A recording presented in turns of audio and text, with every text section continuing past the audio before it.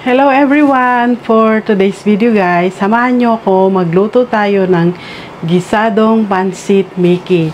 At ito yung pansit na gagamitin ko guys. Mickey pala yung tawag sa pansit na to, pre-cooked Mickey noodle, sabi dito sa balot. Ngayon ko lang napansin guys na Mickey pansit pala ito.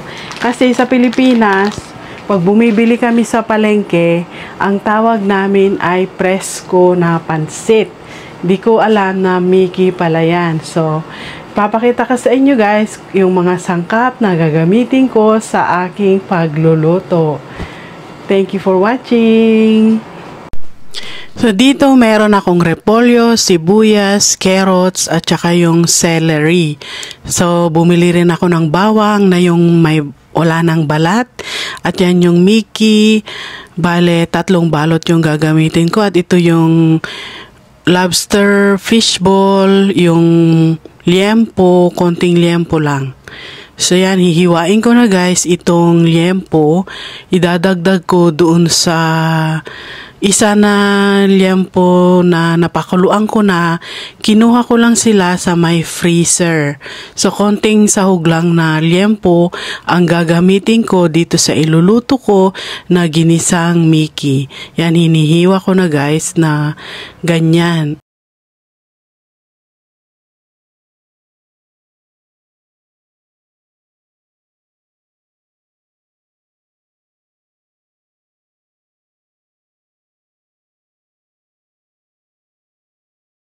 So, bali dito, hinugasan ko itong chopping board na ginamit ko na naghiwa ng liempo. At ngayon naman, prepare ko itong garlic. Maganda itong garlic na gagamitin ko dahil wala na siyang balat. Ang gagawin ko lang, huhugasan. And then, ipiprepare na kung anong kailangan ko sa iluluto ko ng araw na yan. Ayan, hinuhugasan ko. At tatanggalin ko guys yung itim na part ng garlic. Tsaka ko siya tatadtarin. Ayan, yung part na yan guys, tatanggalin ko yan dahil matigas siya. At hindi ko siya nilalagay sa mga linuluto ko.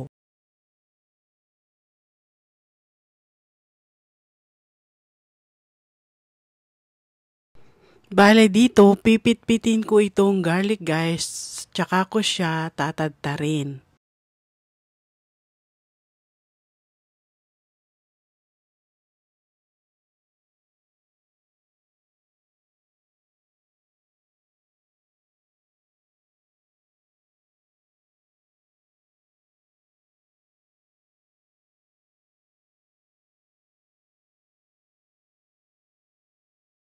Sunod naman ay prepare ko ay itong sibuyas na gagamitin ko rin sa paggigisa ng Mickey gisado.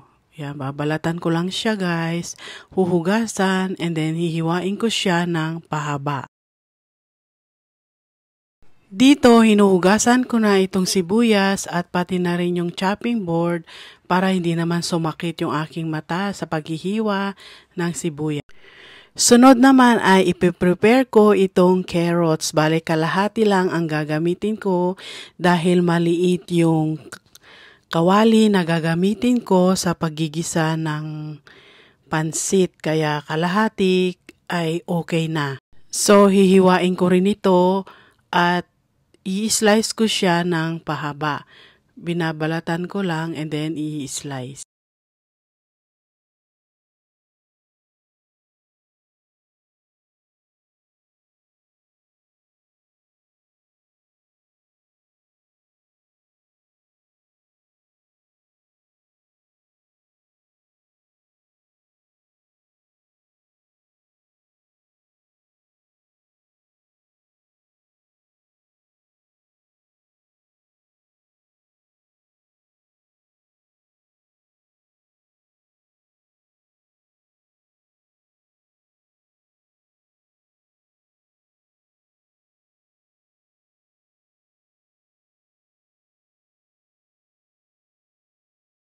At isasabay ko na rin na i-prepare itong celery. Bale, gagamit ako ng 4 or 5 stalks nitong celery. Kasya na yan. Para magsabay na silang mahugasan Kaya prepare ko na. So tinatanggal ko lang itong magkabilaang dulo, then huhugasan at saka ko sila hihiwain.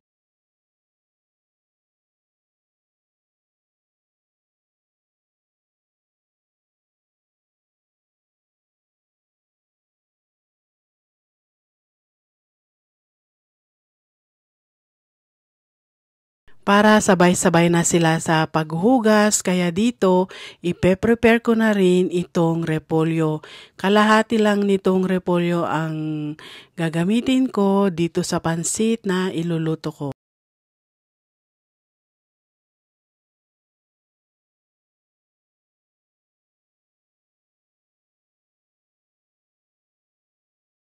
At ayan, huhugasan ko na guys itong mga gulay.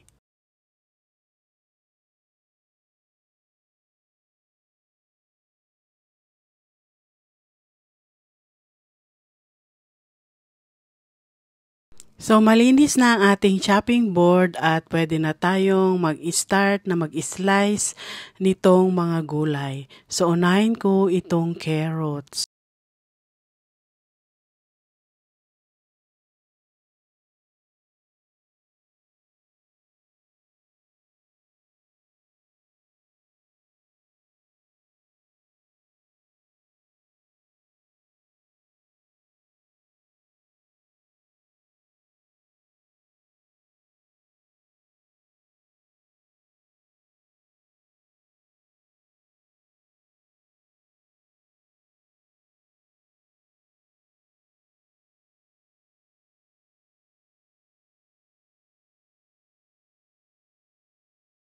Susunod ko namang hihiwain ay itong celery.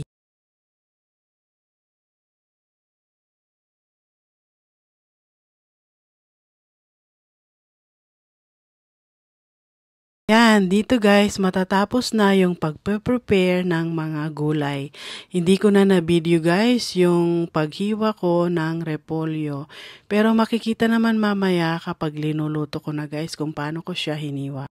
So ngayon guys, pwede na akong mag-start na magluto nitong ginisang Mickey. So sa kawali, naglagay ako ng mantika at hahayaan ko lang na uminit bago ko i-start na maggisa.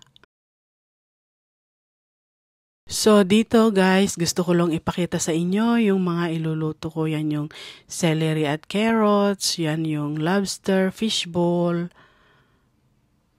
yung shrimp, yung pre-cook na itong nabili ko guys. At ito yung liempo na yung napakuluan na kinuha ko sa freezer. At ito naman yung liempo din na hindi napakuluan. Pinaghalo ko lang sila at ito yung bawang at sibuyas. At ito naman guys yung repolyo at ganyan ko siya hiniwa.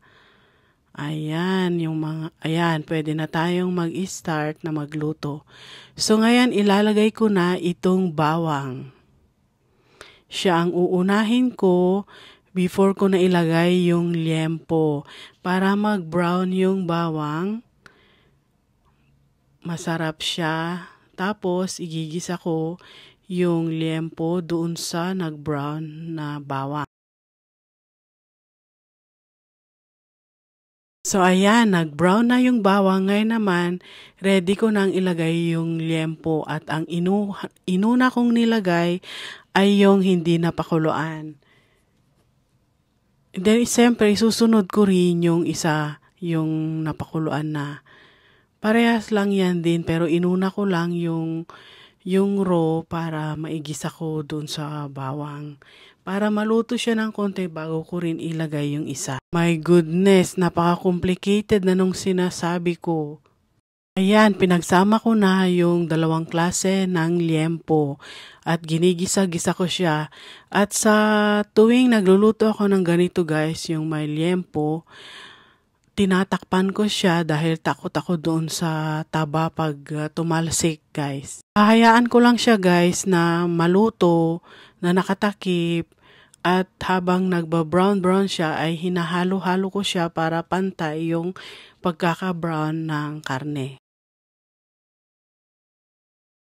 Ayan, at okay na yung liempo. Ngayon naman, isusunod ko na yung sibuyas. Sunod-sunod na to guys para sa pagluluto ng pansit. Kanya-kanyang style guys ang pagluluto ng pansit. Depende kung bihon, miki, or whatever pa yan. Pero sinishare ko lang sa inyo guys itong way ng pagluto ko nitong miki gisado. At ayan, nailagay ko na yung ibang sahog, yung crab fishball at saka yung shrimp. Nilagay ko na rin bago ko isunod yung mga gulay at naglagay ako ng ground black pepper. At ayan, luto na guys. Pwede ko nang isunod yung mga gulay. So, linagay ko na yung celery at saka carrots. So, dito pwede na akong maglagay ng oyster sauce dahil ginigisa ko na yung mga gulay para magkaroon sila ng lasa. At ang gagawin ko pala dito, ilalagay ko na lahat yung mga panlasa na ilalagay ko sa pansit habang ako ay nagigisa para mamaya pag linagay ko na yung miki, hindi na kailangang magdagdag ba ng panlasa habang linuluto ko siya. So ayan guys, bale dito repolyo na lang ang kulang.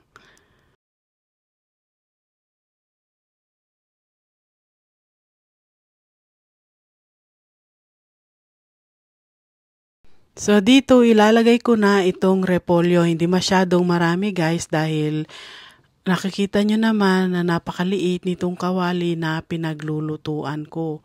Wala naman po tayong kawa kaya okay na rin yan.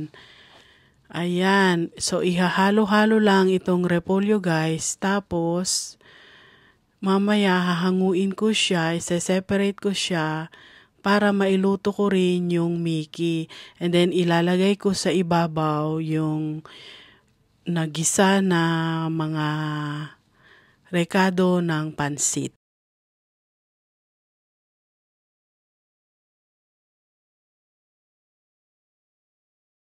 At ngayon, hahanguin ko na itong nagisa na mga gulay at yung mga sahog. Hindi ko naman kukunin lahat guys, mga 1/2 siguro. Tsaka ko i-mix yung miki dito sa kawali.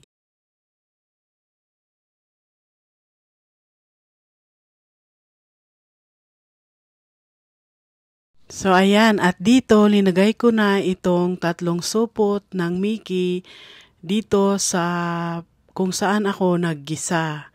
Yung medyo meron siyang konting sabaw, ihahalo-halo ko na itong miki para maluto. And then mamaya pag nag-serve, ilalagay ko sa ibabaw yung nagisa na mga rekado. Ayan guys, medyo mahirap siyang ihalo pero gagawan natin ng paraan.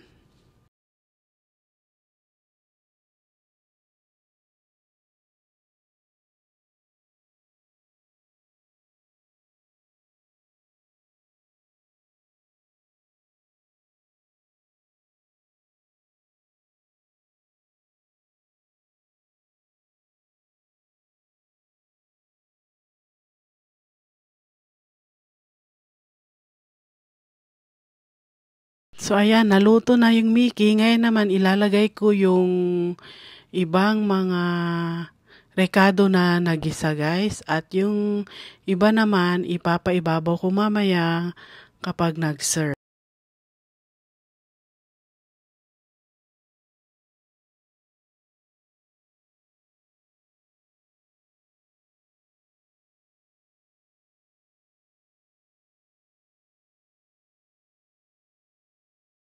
So ayan, luto na itong ginisang miki. Ngayon naman titikman ko siya guys.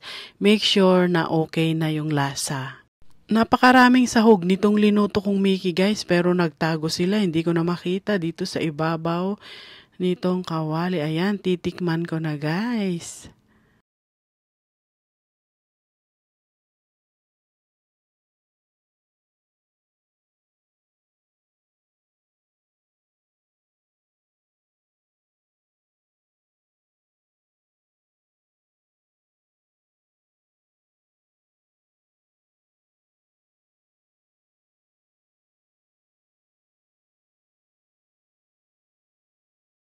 Ayan, okay na guys yung ating pansit. Natikman ko na perfect na yung lasa. So ayan guys, luto na ang ating pansit at magsiserve na tayo. So ganyan lang kasimple guys, lutuin itong pansit Mickey. At I hope nagustuhan ninyo guys itong aking video. Thank you so much for watching. See you on my next one. Thank you so much. Bye! Kain po tayo. Thank you. Bye!